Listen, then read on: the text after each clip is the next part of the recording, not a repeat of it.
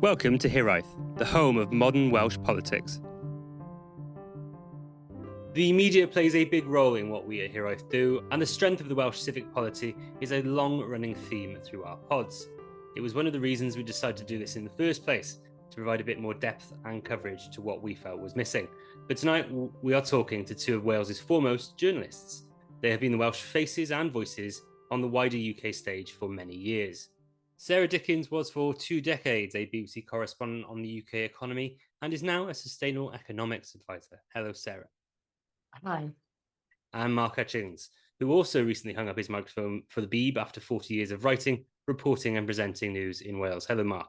Hi there. Hi. Thank you both for joining us. Mr. Davis, take us away. Good evening, both. I'm a big fan, Sarah. I really remember watching you with Adrian Childs on Working Lunch several years ago, more than both of us care to remember, I imagine.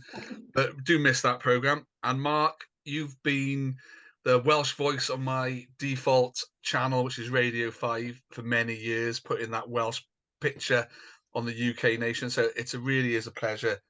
Before we go into some of the detailed questions that we have for you both, I just thought it'd be interesting if you could both basically introduce yourself and how you find yourself in the media and the journey you've been on. Sarah, can you tell us about your experiences? Well, how I actually joined in the very first place. I became that young journalist with the sharpened pencil, but it was a funny one, really, and it wasn't an intention. But I studied politics, economics, and sociology at university.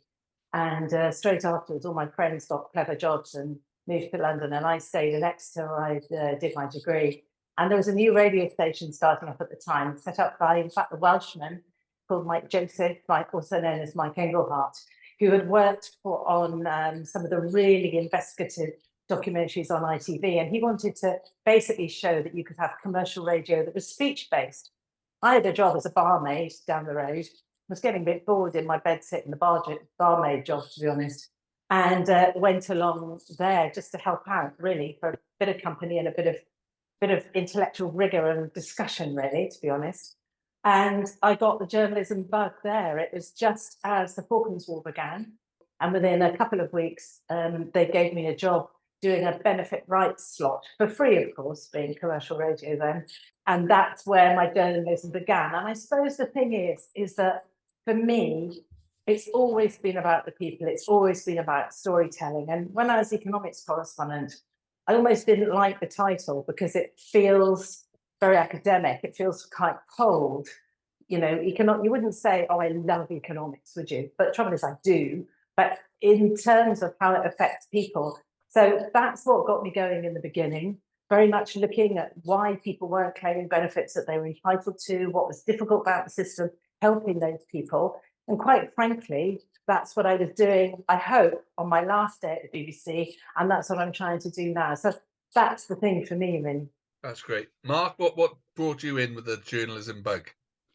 Well, my career started with a funeral, actually. So it started with a finish, I suppose, in that I did some work experience at the Free Press weekly newspaper in Pontypool, which is still going. And the first job I was given was to go along to a funeral to get the names of all the mourners. And there was sort of method in this like madness in that the thinking was if your name was written down in the paper as one of the mourners, you'd buy the paper. So to boost the circulation. So I went along to this church in Pontypool and Ivor Jenkins or whoever it was, and I had to stand outside the exit and write down the names of every mourner, and there was Mr. R.P. Jones representing Mrs. C.E. Jones and the like. And after about 5 minutes, I noticed there was another exit that I hadn't spotted, and I'd missed a big chunk of the mourners. But in some respects, I think, I mean, as absurd as it seemed at the time, it was actually a remarkably good introduction to journalism. And much of what I learned on that very first day, I still deploy in that it's going up to complete strangers, approaching them, engaging with them, getting their confidence. And for whatever stories I've done in the intervening period, I think that's sort of held true. And in some respects, I think it's tougher for a younger generation of journalists now, because how much of our contact now is remote by WhatsApp or texting and messaging. We don't really go up to complete strangers and embarrass ourselves by saying, oh, hello, I'm so-and-so from such and such. We don't have that practice of speaking to people, because we can, it's very convenient. We can easily make contact via WhatsApp. In the same way, how many of us now stop and ask for directions from someone? We get on our Google Maps or whatever app we're using. So I think there's that extra challenge for younger journalists now, like to get over that threshold of going up to complete strangers. I then went on to the Western Mail, trained in the Western Mail, stayed there 4.5 years or so. Worked, one of the first stories I worked on, as I think Sarah did, was the miners' strike, which seems like an eon ago now. Went into local radio equally, into GWR, then Red Dragon, into BBC Wales, and then I spent a big chunk of my career, as you say, for 5 Live and also for network television and radio, telling the UK and the wider world about what was happening in Wales. So you've both, recently hung up your BBC microphones, so maybe you can be a little bit more candid than you have been in the past. But what do you think of the state of the UK media today? Do you think we're in a good place? I haven't entirely hung up my microphone, so I will be as candid as I can be, in that I am still aiming to work as a freelance journalist, but I will use the techniques that I've used over the years in speaking to presenters and answering the question as best I can, and that actually completely landed myself in it. I mean, in terms of the state of the UK media, I mean, clearly the last few years have seen huge changes in the way we are broadcasting and how we connect with audiences, particularly in broadcasting, but also in the old-fashioned print industry. Much of it now is digitally led, of course, and I think the challenge is to reach those audiences without losing the core audiences, the people that do still watch Wales Today, do still listen in old-fashioned terms to the radio. So I think there are enormous challenges, particularly for the BBC, I think, with all this, the benefits and the burdens of the license fee in justifying that and reaching those audiences. And I think another thing that I've noticed has changed in recent years, I don't know whether Sarah has experienced this too, is that people feel very willing and able to say what they think about you now, via social media. You used to get that bit, I refer to the miners' strike, when I was working with the Western Mail, you get a bit of gyp from the miners on the picket line because you were seen as working for the old coal owners paper. You get a bit of that, but it was fine. Now on social media, people can throw all sorts of things at you, and then that does translate a bit, I think. When I was in Westminster a few years ago during the Brexit debate, I went up to one man and said, hello, I'm from the BBC, and he said, F off, you treacherous scum. And I thought, well, we've only just met. But people do now feel more able, I think, to chuck a whole load of things at you, and that's just something you have to challenge when necessary, and otherwise at other times just let it bounce off you. Building on what Mark has said, do you think that we are seeing now a development of a more partisan media, or maybe people sort of retreating to the media they feel most comfortable with rather than necessarily trying to find something objective in the middle? Well, I think it's much more diverse, isn't it? And what we mean by media and where we get our news is from such a wide area now. It's not just that the papers and the various television channels have obviously changed, but also, so many people only get their news from Twitter, or they only, not necessarily from what other people are saying on Twitter, but articles on Twitter. In a way, there's a massive opportunity in that, and on LinkedIn as well, because I don't know about you, but I find myself reading, all sorts of stuff from around the world that I wouldn't have read or even knew about the organizations or the documents before, because of Twitters and LinkedIns and things like that. But at the same time, yes, we know that if you're not careful, you can get into personal echo chambers. And, I think we probably all know of examples of people who we've seen do that recently. But I thought it was a really good point that Mark was making about how, as journalists, we kind of go up and chat to people. And now perhaps you get more sort of stress and more hassle, let's say, especially if you're doing more contentious issues like, for instance, Brexit. But at the same time, I think it's much harder to get people to appear on the telly. So before, you could say, oh, you'd be on Wales Today telling me which is your favourite vegetables or whatever, or what you think of whatever. Whereas now, because people can actually broadcast themselves all the time, they don't need us, I think the traditional standing on the corner vox pops got harder. I don't know if you found that, Mark, or whether I lost the touch. Oh, you never lost your touch, Sarah. Yes, I mean, I think they probably have become more difficult because, yes, people can put themselves on their own platforms. The other challenge, I think, is when you're interviewing people now, you have to advise them that what would normally have gone traditionally, just say on Wales Today, could end up via social media, via the internet, anywhere and everywhere. And I think I found that a challenge when you're trying to get someone to sort of open their hearts to you or talk about what's quite a difficult subject. And then you'll get the comments that follow on from that. And you feel a responsibility on behalf of that person who you've persuaded to talk about something that's quite sensitive. Yeah.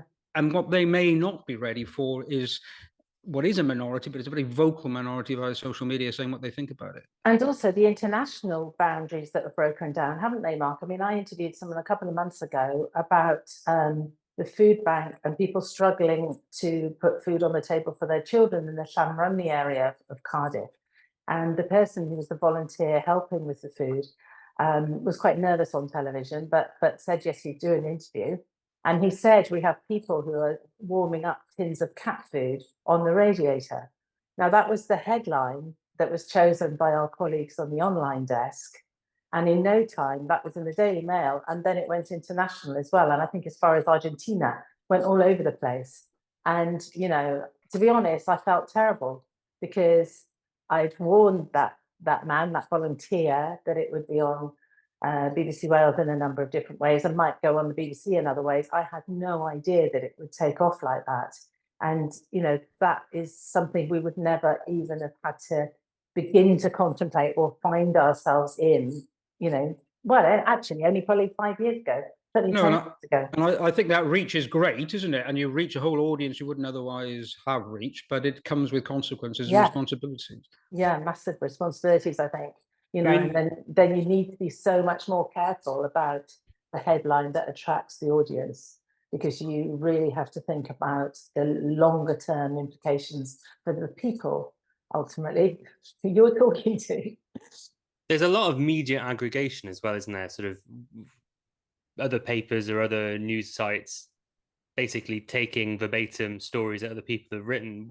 Do you think we've gone too far? Do we have a guard against something like that, Mark? Or do you think it's sort of inevitability of our online media space? I think there is a certain inevitability about it. I mean, what I find frustrating, and you know, I'm a bit of a Twitter addict, I admit, and probably tweet more than I should as well. But the stories I find frustrating to read have been formulated, constructed, and entirely written via Twitter. In that somebody will tweet something, somebody will respond to it, then there'll be a bit of a row, and then the journalist in question will write up from a sequence of tweets, having never spoken to any of those individuals directly themselves, and there's the story. And I can see why it's done, but I find that it's a bit of a sort of bargain basement type journalism, and you know, I think we should try and get away from, because you don't get any nuance, you don't get any depth to it just by pinching however many characters are from a tweet they put. It's easy clickbait, and I can understand why it's happening, and I don't know what you can do to prevent it, but I think it's not a highly desirable outcome. It is the clicks, though, isn't it, Sarah? It's that sort of revenue model that so much of online journalism is now based upon. I mean, is there anything that can be done? Well, we didn't have the click ages ago, did we? No. We did have the headlines that sold the papers. So the Sun's Gotcha and the Sun's one with Neil Kinnock, for the last person switch off the light before a general election, they weren't clickbait in the same way. It's a different world, but in a way that was a similar trend. You know, they were wanting to sell papers. Now people are wanting to sell the clicks to get the advert. It's not that different, but I think as we've become more diverse as a nation and more divided and sort of more widespread in views and ways we listen and everything, then you are going to get some polarization, and that's happening all around the world, isn't it? I mean, one of the things in Wales that's mentioned a lot when you talk about the media is that the mainstream media, quote unquote mainstream media, has had a historically poor approach to tackling Wales and Welsh issues. But how would you describe it, Mark?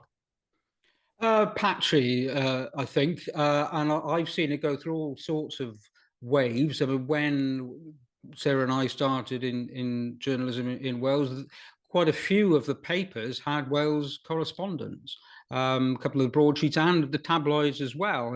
And that was way before devolution, when big decisions were being made, and most of the decisions were still being made from Westminster, but they were covering good old-fashioned news. And then that became a bit unfashionable and papers made cuts. And then there was a time when there were, well, I'm not sure that any of the papers, traditional papers, have correspondents based in Wales now. And there was a time when I was working covering network news about Wales to a UK audience, and there was just a small team of us working for the BBC based in Wales, and I don't think of that for a few years. There wasn't anybody else.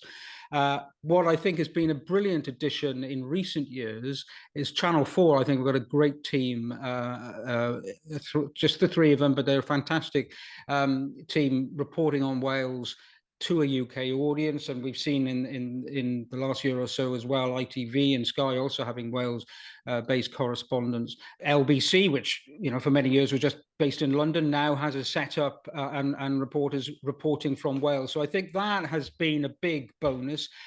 Obviously, the print industry has been particularly challenged, and Wales Online does a valiant job for the most part, I think, in trying to tell the story of Wales. But it certainly needs to be healthier. There definitely need to be more journalists in Wales reporting on Wales. The only caveat I would add to that is that I think we can get sometimes too obsessed about whether the ownership of such an organisation should be in Wales, because sometimes, and I speak slightly in a biased manner here, but sometimes as working on behalf of an organisation that's looking further, from a wider perspective at Wales. So I was reporting on, for most of my career, on Welsh issues, but with a UK context.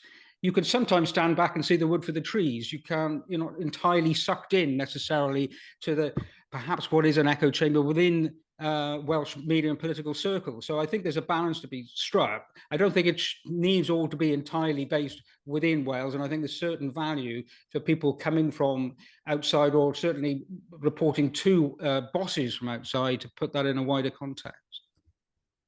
I agree. I remember the Financial Times had their own person in Wales in the old days, and so did PA and people like that, and that's clearly changed. I think it would be dangerous, though, if in Wales we became victimy and sort of got all, oh, they're not interested in us, they don't care about us, because that wouldn't actually help us. And it's great to hear from Mark, of teams like Channel 4's team here and things like that. That's good.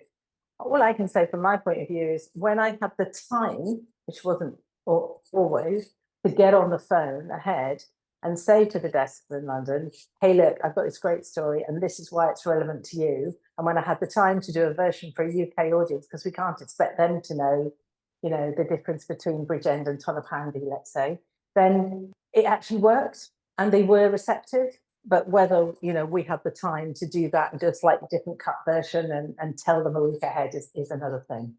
I mean, just to roll back a few years, quite a few years actually, I remember ringing a 5 Live producer about a particular story in Wales, and they said, well, we can't put you in the 4 hour because we've got another story from Wales in that hour. I know that is going back quite a few years. It was at a time when we thought, well, we've done our Welsh hit between 4 and 5. You'll have to come back at 5:27 and squeeze your way on. Now, I do think that's changed. And certainly in my latter years, working for 5 Live and Radio 4 as well, there wasn't that attitude, well, we've done Wales and we'll have to wait a bit till we get around to it again. And in fact, there's a couple of stories which actually have had, I don't know, certainly significant coverage across the UK, perhaps more coverage not more, but have had a lot of coverage in the UK that have been Welsh stories. One is the Welsh Government's decision not to widen the M4 and not to build new roads. And secondly, the impact of the Future Generations Act. And both of those stories actually do get played out quite a lot in the UK media, considering they're not necessarily at the top. Well, the roads one was for a bit, but things like the Future Generations Act aren't often in bulletins in Wales. And the one thing that made a huge change was COVID and lockdown, because suddenly all UK newsmakers had to look at the differences between the four nations, and they were stark differences at times. I mean, there were mind-blowing differences at times, whether you could meet 3 or 5 people in the park or whatever. I mean, it was some of the toughest interviews that I've ever done on the breakfast program, trying to explain what the difference is between what you could do in Swansea and what you could do in Scunthorpe. But what it did do was raise the profile of devolution. It certainly raised the profile of Mark Drakeford, who, let's be honest, had very little recognition, well, to some degree within Wales at that point, but certainly outside Wales. And suddenly his profile rocketed. So did the role of the Welsh government and the differences. So I think that had an enormous impact on how UK audiences and certainly UK newspapers saw Wales. I think the big test is now, does that slip back again? Because obviously we're not seeing that on a daily or weekly basis anymore. To what extent is the genie out of the bottle, or do we go back to what we had before? And even within Wales, I think it reminded some people that we have a Welsh government that has powers in parts of our lives, which I think some people, if they're not in the political bubble or the media bubble, certainly, you know, most of my neighbours wouldn't necessarily have realised that they had the influence and power, and then they began to. So that, in terms of spelling out what devolution means, I agree, COVID did that probably more than anything else. I think we do the mainstream media a disservice. I think they were really interested in Banau Brycheiniog yesterday and today. Well, yeah, that's for sure. Yes, yeah. Well, I mean, and sometimes the coverage is based on outrage. I mean, let's be honest, and there was certainly a degree of that yesterday. I mean, there's the old adage that, you know, there's no such thing as bad news. I mean, in terms of the people who brought about that sort of whole advertising campaign and the relaunch of it, they're probably pretty delighted. I would have thought about the level of coverage, maybe not the tone of it all, but certainly in terms of the profile, they couldn't have bought that, really. Moving away from the mainstream UK media, so our podcast, Hero, was born out of our perceived thinking that greater civic engagement and information within Wales was needed. Where do you see homegrown Welsh media, what we've got, and what do you see as the future for that media? I think, to be honest, the first part of what you say, I totally agree with, that we need to communicate more within Wales. And I think there isn't much kind of conversation going on about the kind of Wales that we want to be. And there's very different and varied groups who want their particular view of Wales, you know, and wouldn't it be great if everyone could come together? But whether that's the media's role in these times, and whether the media, that is something the media would even want to do, I'm not sure. Over to you, Mark. Well, I mean, I think what we are seeing to some degree is a greater emphasis within Wales and elsewhere for sort of hyper-local coverage. So in some ways, we're rolling back to the days when I started outside that funeral in Pontypool, in that, you know, that was hyper-local news. I like to think I was a sort of trailblazer for it, perhaps, and maybe we come back full circle. So there's a degree where that is happening. I think local television wasn't really a huge success story. I think what we certainly lost from the days when I started and Sarah started in journalism, when I mean, I used to go to council meetings and sit through umpteen council meetings and pretend I knew what was going on. A colleague of mine, actually on the Echo, once voted in a council meeting. He stuck his hand up to see if they counted it, and they did. They counted his hand. But I don't think it was a hugely important decision that he cast a vote on. But you don't get so much of that now, although council meetings are online. So I mean, I've worked with a number of student journalists in recent months, and they are starting to watch those council meetings online. So I think that's good, and that's a re-engagement. But there is definitely, I think generationally, there's a change in how much people are engaging with democracy, and you know, they need to vote or not. We do see these attempts to get people to, you know, vote early or vote in supermarkets or whatever. I mean, you know, that's laudable. I'm not sure that's the answer. I think you've got to get people interested before you just make it easier for them to vote. And it's all about that engagement. That's the key thing. I think the sense of community, what is a community, is really different as well. So whereas before it was more geographical community, I think people really care about their communities, but they're much less geographic than they were. So we have communities on Facebook, obviously we have communities according to interest and different things like that.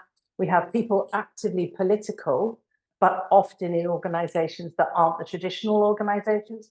They would have people in different kind of protest groups or lobby groups, and that makes it a very different world in terms of information and where people get their information from, where they share it, and where they have their debates. And the media, the mainstream media, needs to be nimble and flexible with that, I think, and not just interview the obvious people. And as well, I think it's relating to people what politics is, because people think politics is a certain subject matter, whereas in fact politics pervades everything. I mean, I was giving talking to some student journalists a couple of weeks ago, and giving an example of say a number of swimming pools, leisure centre swimming pools were closed down. Why were they closed down? Because they were trying to save on their heating bills and their energy bills. And why were they doing that? Well, because of the argument about whether they're getting enough help and whether there's enough of a cap on those bills. So all that has a political theme running through it, and I think it's trying to, as media, get people to engage with that and understand that all that leads eventually to the ballot box. Mark, whilst we're on Welsh politics, obviously I think we take for granted the fact that following COVID we're a much more engaged polity, but how would you describe the sort of mindset of the average Welsh person between 99 and early 2020? Do you think we were a more engaged polity than when you started at the BBC, for example? I'm not. I don't think we were any more engaged then than now. To be honest, I go back to the argument. I think there is a generational shift, and I'm not sure that's necessarily to do with the media as such. It's just changes in lifestyles and how people get their information. But I mean, I think back to when I was doing Vox Pops ahead of the 1997 referendum, and I said to one guy, "What do you think about the idea of an assembly?" And he said, "Oh, it doesn't affect me, mate. I'm from Newport." You know, I'm not saying he was an acid test of everyone's view, but the idea that we were highly engaged in 99, well, and we aren't now, I think, well, isn't correct, and certainly far too simplistic. And, you know, let's be honest, also we only got through with a squeak anyway, and we've seen a huge shift in attitude since, in terms of whether devolution is here to stay or not. I mean, it patently is. So I think it's more, as I say, of a generational change than anything else as to how we get people involved in what matters in Wales. I don't think it's changed dramatically. I mean, one obviously the common theme in Wales is a Labour government in terms of devolution, and that hasn't changed. And in fact, 99 is when they were probably the most wobbly, because that's when Plaid Cymru had their high watermark. And it is difficult still now, 23 years on, to see a government that doesn't involve Labour leading it. So in terms of compare that to Westminster, where after a certain period of time you do have a sort of complete change of government and people suddenly become dramatically aware of it. In Wales, there is much more of a constant theme for good and for evil, depending on your particular viewpoint. I think it's more the mechanism of for me, it's more the mechanism of the politics. You know, I think people are engaged in, the practicalities of politics. You know, we see campaigns about hospitals and about schools and things like that. And young people in their shopping habits are political with a little p. They will boycott certain things and support other things. And organisations like, the Land Workers Alliance or Extinction Rebellion are getting quite a lot of following. And then there's lots of other organisations as well. So I think that, when there is an issue, like you were saying, Mark, a swimming pool closing or something directly affecting them, or wider values, if they like. We are a nation that is as political as before, but we don't necessarily see that through the lens of parties in the way that in the past, or parties and unions and those kind of organisations that were sort of the central to the debate 20 years ago. But I don't think it would be fair to suggest that people are less interested in the outcomes of politics. Well, let's talk about big P politics and the political parties. Are either of you able to sort of give your sort of impressions of the major political parties in Wales at the moment? How do you think they're performing? I think that's known as a hospital pass, potentially. But how many of those could we do? I'll give one back to you. No. I'm higher up the waiting list for the hospital pass than Sarah, it would seem. Well, I mean, I'll give my sort of diplomatic assessment, perhaps. Please, Mark. I mean, well, I was referring to earlier there to the fact that it's difficult to see a government in Wales that doesn't have Labour part, certainly as part of it, and leading it, really. And whatever you think about the Labour Party in Wales, it is a remarkable survivor, and you compare it to the Labour Party in Scotland, which went through a very different process, albeit now is hoping to have a bit of a comeback, partly because of its like difficulties that are slightly sub judice at the moment within the SNP, but you know that sort of an of the moment shift, I think. But the Labour Party has managed to, however it's done it, to stay at the forefront and as the leading political party in Wales. And then you look at the other parties, you know, is it because there's a lack of a sufficient challenge, or is it something that's just inbred in a majority of voters within Wales? Well, you Plaid Cymru, I mean, they did have that surprise result in '99. Since then, they've been, well, let's be honest, a mid-table team, you know, hoping to get, well, not getting a Champions League place, maybe hoping to squeak a Europa Cup place, perhaps. But they have often underperformed when it looked as though they were going to make some sort of breakthrough. The Conservatives have that core support that they can rely on. There was a time, remember, it was the end of the Thatcher era when they didn't have any MPs in Wales. Well, they still, however they'll do the next general election, you'll think they'll cling on to a few. So they've managed to tap into that core support. I think what will be interesting to see how the Conservatives in Wales now evolve, certainly how they fight the general election, is you look at, for instance, the Twitter feed of Andrew R.T. Davies, which has taken a bit of a turn in terms of its approach. It is certainly pretty up and atom, I think we can say that. Now, is that going to be the style of their campaigning? Or will they try to revert back to sort of a one nation Tory approach? And then the Lib Dems, well, I mean, they've had a pretty torrid last however many years now. And I think, you know, we talk about, are they ever, will they make a comeback? Proportional representation, such as it is within Wales, should benefit them. But they've really been bumping along for quite a few years of late. And I mean, the other thing, having just come back from New Zealand, I always find quite interesting there, although there are still two main political parties, the Greens have quite a following within New Zealand. And yet in Wales, they never make that breakthrough, apart from in recent council elections. So, you know, will the Greens ever manage to get into the Senate and make some sort of headway? Obviously, part of the issues currently, at least there are only 60 of them. So you wonder whether an eventual increase, if it comes in the Senate, will diversify the number of the level of political representation, or simply amplify it among those parties that already have members. I broadly agree with you there, Mark. But one thing I think we need to recognise is that the Labour Party in Wales has changed an awful lot, and the Labour Party and the policies of Mark Drakeford and Julie James are very different from Colin Jones and Ken Skates.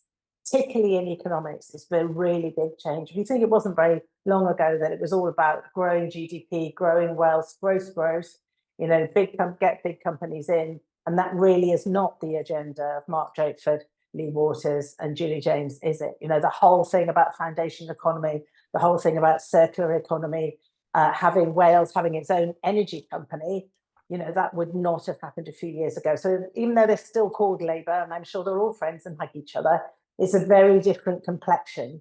And if you look at the size of the budget of the climate change department, it's massive, because basically they moved half of the economy in there. Don't tell Vaughan Gething, but he knows that. You know, so I think we have a very different Labour now than before. And perhaps that's why the Green vote is pretty weak in Wales. In fact, funnily enough, other than the part of Monmouthshire that I'm in at the moment, where there is a Green councillor, then, you know, apart from that, perhaps the Greenies, if you like, as they would have been seen by some people, are represented more by a part of the Labour Party in Wales than they would find in England. For those of people who are listening to the pod rather than watching us on YouTube, you've just seen Kerry Davis hit his head on the desk about 5 times at the slight electoral underperformance of the Green Party there, but I'll let him in for the next question. I think you find my local performance in European and council elections has made Cathays a marginal seat for Labour, Matthew. Sarah, you mentioned the economy there, and that's something I wanted to pick up on. You know, your background is economics, and you said you love it, and I think it's something we share on the pod, and it is quite important. You know, have you got any thoughts on the Welsh economy over the past 20 years and where we are now? You touched on it at the end there about where the budget's going, but where Yeah. do you think we are? Well, it's dramatically changed, doesn't it? You know, we were talking about when Mark and I started, and quite frankly, when I started, it was all about carbon. It was about coal, it was about steel, it was about tin plate, and it was about heavy engineering. And, you know, carbon was good, and that was the strength of our economy and things like that. And obviously that tailed off. And then we attracted in the making of microwaves and things like that. When now, just in a space of 20 years, the whole focus is on decarbonising everything. And I think it's often underrepresented in the media. There we are. I said I wasn't going to talk about the media, but hey ho. The level and the speed of that, and how much the private sector is really driving that. When you've got big companies like Unilever saying we are determined to decarbonise and reach net zero really quickly, then if you're making a plastic yogurt pot for them in Rhondda, let's say, you've got to really change what you make, or you won't have a job anymore. You won't have someone to sell to. But at the same time, that's a really scary mistake, because if Unilever are crazy and the world doesn't go around that way and they go down, then you are too. So in Wales, our economy has always been global, hasn't it? If you think, where did the coal go? It went around the world. The transformation in the last 20 years for me has been phenomenal, from this carbon-centered to now massive decarbonisation. And if you look at the latest stories, the floating offshore wind, for instance, things like that, you know, they have a real potential to completely change our economy and create a whole load of new jobs. But even if they don't, everyone is decarbonising. I went to a conference recently in the City of London run by one of the top accountants, and it was full of people saying, big investors with, you know, £1 billion investments, we're not putting our money into high carbon or even carbon centered projects anymore. We're not doing that because customers won't have it. So for instance, bringing it right back to home, Tata. At the moment, Volvo is buying its steel from a particular company that can produce green steel not emitting carbon. If Tata doesn't decarbonise, and it really wants to, it just needs a steer from the UK government, they'll lose their customers, because people won't want what they call dirty steel. So it's not about someone's ideology or how green they are, or what, you know, it is changing. And for Wales, there's a real opportunity if we leap to that, which is why I gave up a nice staff job in the BBC to try and make a difference, try and do something practical, if you like. There's real opportunities there. But if we sit on our hands and go, I'm not sure, perhaps this is all a bit over-egged, I'm sure something will happen, it's not as bad as people are saying, then the danger is that we will lose thousands and thousands of jobs because the world won't want our products. And I think there's a real wake-up call, and we're not hearing that enough, really. But, you know, the South Wales Industrial Cluster, they did some work with some fantastic experts on this. And the numbers of jobs that Wales could lose if we don't decarbonise is really something that, well, certainly focused my brain. I think those changes you summed up from the carbon-rich industry of the 80s to where we are now is indeed very different. Mark, you've overseen a lot of those changes as well. You mentioned the miners' strike and that kind of industrial action, which we're seeing a similar kind of industrial action now. But what has your thoughts been on the Welsh economy you've reported on? I regularly heard you on Radio 5 talk around the big ticket items like the gigafactory, which could have been in Bridgend and things like that. But is Wales, with devolution, really delivering on those kind of economic needs we have? Well, I mean, clearly, Sarah's studied the Welsh economy far more closely than I have. Well, she's paid to, but possibly why, but added an extra expertise as well. But I mean, you mentioned the the miners' strike. And Sarah and I are not that old. A bit older than me, but when we started, if I remember rightly, the end of the miners' strike, there were 28 pits still open, and at that point, that seemed quite a low number. I mean, it sounds farcical now to talk about only 28 pits being left, and it does, as Sarah was talking about decarbonisation there. I mean, what a complete shift in everyday approach to what heavy industry should or shouldn't be. I mean, there's a big and a mighty challenge, isn't there, for the Port Talbot Steelworks in the future, and how that modernizes and hopefully clings on. I mean, what I've always been conscious of covering the Welsh economy for a UK audience was trying to stress, certainly on budget day, how certain policies had different impacts within Wales.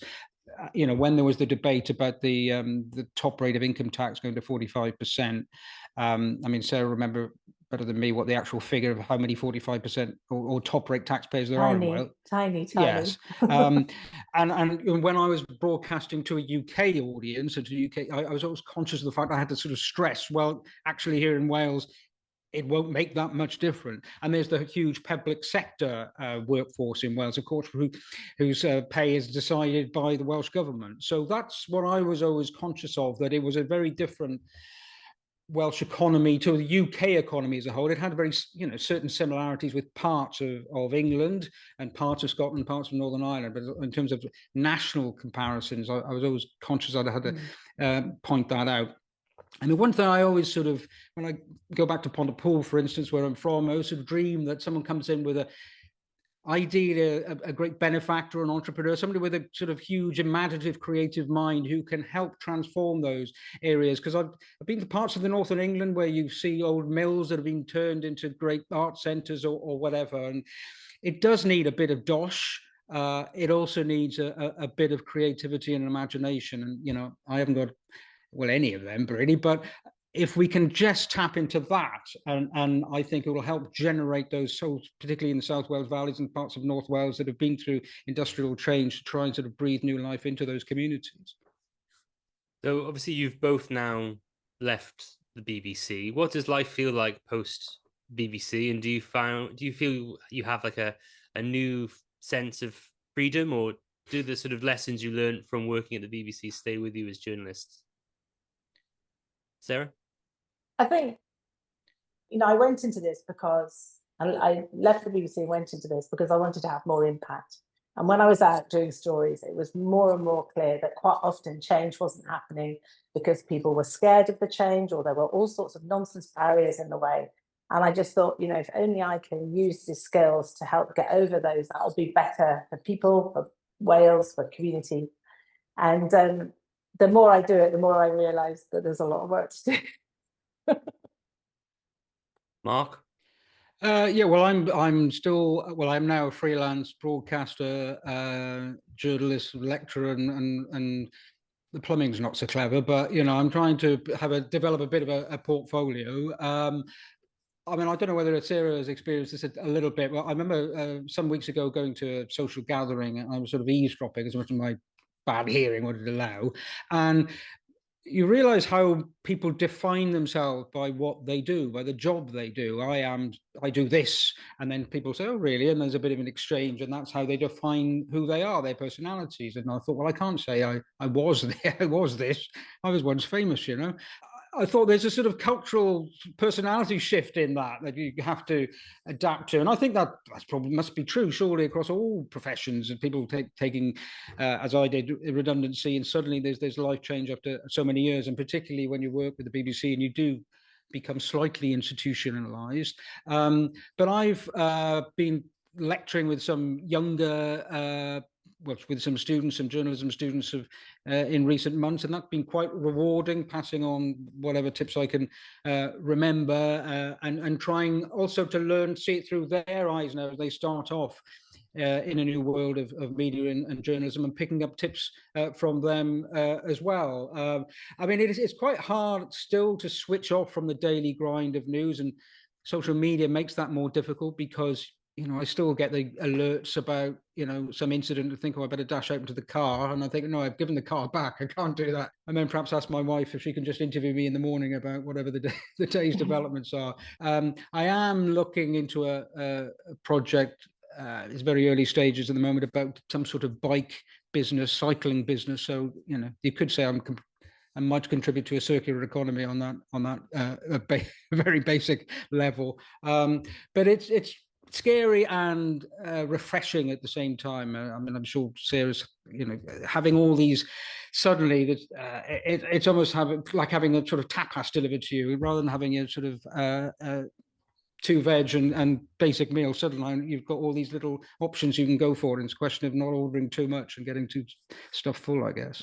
It's funny you talk about food, because actually, as it happens, quite a bit of the work I'm doing at the moment is about food, partly because greenhouse gas emissions of the food sector have actually gone up since 1990, whereas other parts have gone down. That's the sort of science bit on the side. But what I'm trying to do, I'm trying to change the food system so that our schools, because of course there's going to be a lot more children having school dinner, so that our schools can have more food that's grown here in Wales, and to try and change the food system in Wales for all of us, so that we're not importing so much stuff from across Europe and other parts of the world, and we can grow more of it here. And as someone with my own polytunnel and some carrots in the soil, I find that really exciting, because if we can create jobs and feed our kids well and be healthier and not have that thing of empty shelves of no Spanish tomatoes in January, then that'd be good, eh? I just wanted to pick up on that around the circular economy and your future. You've reported in that, and for my sins, I do some work with Repair Cafe Cymru, and sustainable development and the circular economy is the future. Where do you think we are in Wales on that? We talk a lot that the Wellbeing of Future Generation Act is a great piece of legislation if utilised well. But are we really walking the walk yet? Because I struggle. A lot of the stuff I do, which is similar to you, we're not quite there. Mark mentioned swimming pools earlier, and I tried to get solar panels on swimming pools in Cardiff, and I won't, because it might come back, but we were told we couldn't do it. And stuff like that seems so simple to me. Yeah. Where do you think we are? Well, you see, that's exactly it, Kerry. That's what I mean by the barriers that made me say, right, I'm going to stop moaning about this, stop walking around with my husband going, this is crazy. Oh, and stop getting cross in newsrooms because I was frustrated by, some of these crazy things where things aren't joined up, and thought, right, well, I'll do what I can to join them up. I think the thing is, I think it comes down to fear. A lot of individuals and a lot of organizations are really scared of changing. And so when you do have the big kind of change in focus that we've been talking about in different ways in the economy, then there are going to be people that resist. And that, yes, we have, why, for instance, you could say, why aren't all new homes told they have to have PV on the roof, and they have to have, I mean, there are some restrictions already, but in a non-democracy, there would be less tolerance of the slow speed of change. But we are a democracy, thank God. But there are going to be those problems, and I think we just have to keep pushing, really, and keep showing that there are other ways around of doing this. Because there is good stuff too, isn't there? Merthyr Town Football Club has got photovoltaic all around the stands, which is actually put in by a Welsh cooperative. And there's a kind of win-win there. And like repair cafes, it's fantastic what repair cafes are doing in terms of stuff not being chucked away, but they need to be rewarded, don't they, for the carbon they're saving. And we haven't quite worked that out yet. So there's a long way to go. But that's where I think the big boys and girls in the city might be really useful, because if they were a bit more imaginative about their carbon offsetting, and instead of just thinking they're going to stick a whole load of pine trees on a hillside that isn't conducive to pine trees, if they offset their carbon, for instance, in people who are saving waste in other ways, whether it's food waste or repair cafes, and they felt that the world loved them more for doing that because their brand and the way they're perceived is important to them, and the money flew in that way, then I think we will start to see change, and then it will roll quite quickly. To be honest, some of the change, I'm surprised at how quickly it's gone. I mean, the no roads building went further than I expected. And the Welsh energy company came quicker than I thought it would. I know it's still only baby steps. So I think that change is coming. Last year, I did a course at Cambridge University on circular economy. And one of the great things, some of it was very technical, but one of the great things that it got us doing was just thinking about how much waste there is, how much we all waste money. Crazy things like our cars are not used for 97% of the time that we have them. So we pay, however much a month to have a decent car, and we're just not using that money. And I think once people begin to realize the waste that they are doing, in their own way, by not, having a washing machine where you have to get a new washing machine when the handle comes off. I mean, how crazy is that? Once people really begin to realize that, and that roller coasters, that's when we can get real change. Can I jump in on the washing machine there? Because I'm sitting a short distance from my own washing machine, which broke 11 years ago. There was a hole punctured in it, and we were told we had to get a new one in the drum. Had to get a whole new washing machine, and a builder friend said, try and mend it yourself. I Googled it, and I found the type of glue. It was basically the size of a 10 pence piece. I put a blob of glue on it, repaired it, and it's been going for the last 11 years. I've cursed it now. It'll break down tomorrow. But that's amazing, Mark. Look at the carbon you saved compared with if you chucked it away. And actually, in Europe now, all products that are being designed have to be made in such a way that they can be repaired. And we have great examples of that in Wales that we should be celebrating more, like Orange Box. Their office chairs are totally dismantleable and can be repaired and put back, whereas normal office chairs, if one of the wheels goes or the handle goes, the whole thing's chapped. So there is good stuff there. And I think those of us that don't like waste, and I'm half Scots and we're brought up to not waste the top of the leeks or anything, then those of us that never like waste, now is the time to really push, because A, it can save people money, and B, it can help the planet. I've got one last question before we go. We were talking before just a bit about the BBC, and we're all big fans of the BBC here at Hiraeth Towers, but what do you think about the future of this bastion of British broadcasting? We've had so many conversations in recent years about the sustainability of its funding model, about its impartiality, about how it survives in this very much more diverse media landscape. Do you think it can survive the 21st century, Mark? I hope so. I grew up watching and listening to the BBC, and I spent the biggest chunk of my career in its employment, and I still anticipate doing some freelance work for the BBC. So you'll have to caveat that as to what I will say about the future of the BBC. I will be slightly more careful than if I thought they would never employ me again. But I mean, clearly the license fee was designed for a different era, and so much has changed in the intervening years, and particularly in the last decade.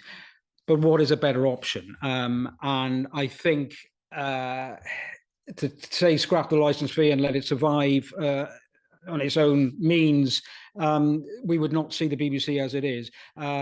We're seeing cuts within English local radio, and I can see the argument that is being made for that in terms of focusing money on digital platforms. What I think the concern is what that says about older audiences, of those people who depend on local radio as a companion, as an important source of information. So I think the BBC does have to be careful how it changes its sense of direction, and doesn't penalize more traditional older viewers and listeners in that inevitable and necessary chase to engage a younger audience. And the other challenge as well with the younger audience is, at the moment, not enough of them are consuming BBC, or if they are, they're not necessarily paying the license fee. So how sustainable does that become in the long run? So you've got to keep the core audience on board. I mean, I would not want to be a BBC manager trying to sort that out.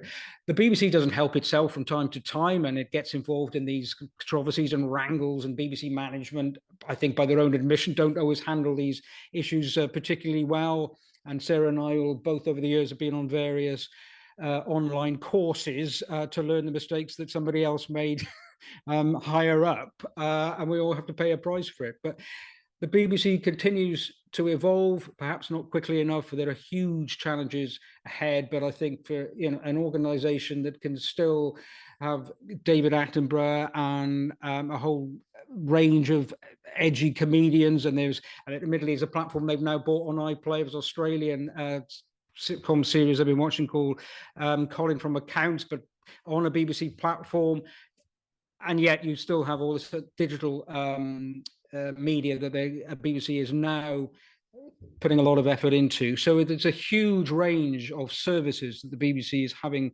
to provide more than ever before, with greater challenges than ever before. But I think it's something that we penalise at our peril. It's something that we still should cherish. I mean, I agree. I think, the BBC has huge attraction in certain areas. And, the license fee means that obviously the people running the BBC have to prove to government that they are necessary and attracting a wide audience and that kind of thing. And I think the BBC does still, and is recognised around the world, really, is doing phenomenal stuff, like Mark said, like David Attenborough, but also a lot of lighter things that people absolutely love and, really good quality. I think we need news is slightly different.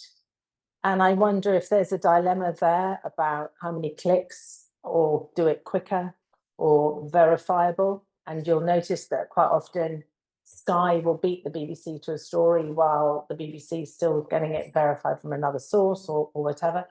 But that caution is, of course, important because of its reputation. So if news is going to try to appeal to everybody, it's got quite a challenge there, I think. And I think they're trying to appeal to everybody across all their pieces. But the BBC, as an organisation that is trusted and does really high quality broadcasting, I think will continue. But the licence fee is obviously the really difficult thing. And then I think sometimes stories are chosen for how many people will click on it rather than necessarily the journalistic content. And then the dilemma is, will they lose audience who really want news? And does that matter? On that point, I mean, increasingly all news organisations, including the BBC, are looking at what questions people are searching, what are they Googling, and they're trying to tap into that. What are the trends? What's trending? So what sort of news are people asking about? So you tailor your platform towards that, and that's all very laudable, particularly in terms of getting younger audiences. But I think you have to balance that with newsmakers shouldn't just follow, they should lead.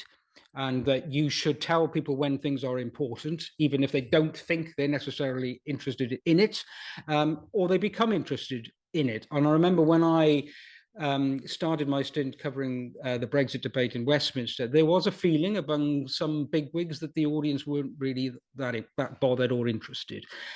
And yet, look what unfolded. I mean, it was the most mad 18 months of my career in terms of the daily drama of that whole Brexit debate. I mean, I always felt that we should tell them anyway, even if they didn't seem to be interested, because it would have a huge impact on all our lives.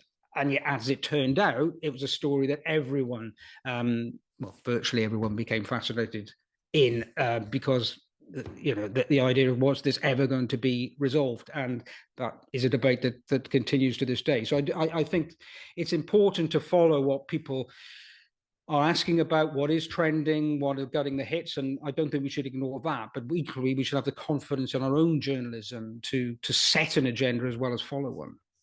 I just want to say thank you so much to both of you for coming on the show this evening. If people want to hear more from you, where can they find you on Twitter? Sarah? I'm Sarah Dickins on Twitter. Sarah_Dickins.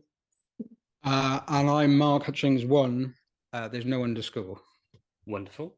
Thank you very much again for coming on the show. If you've enjoyed what you've heard this evening, please don't forget to find Hiraeth on the socials at HiraethPod, or go to our website, www.walespolitics.com. And thank you so much for supporting us with your ears. But if you would like to do so with your wallet, you can go to www.patreon.com/HiraethPod. Thank you for listening to Hiraeth. If you like what you heard, please don't forget to subscribe, rate and review.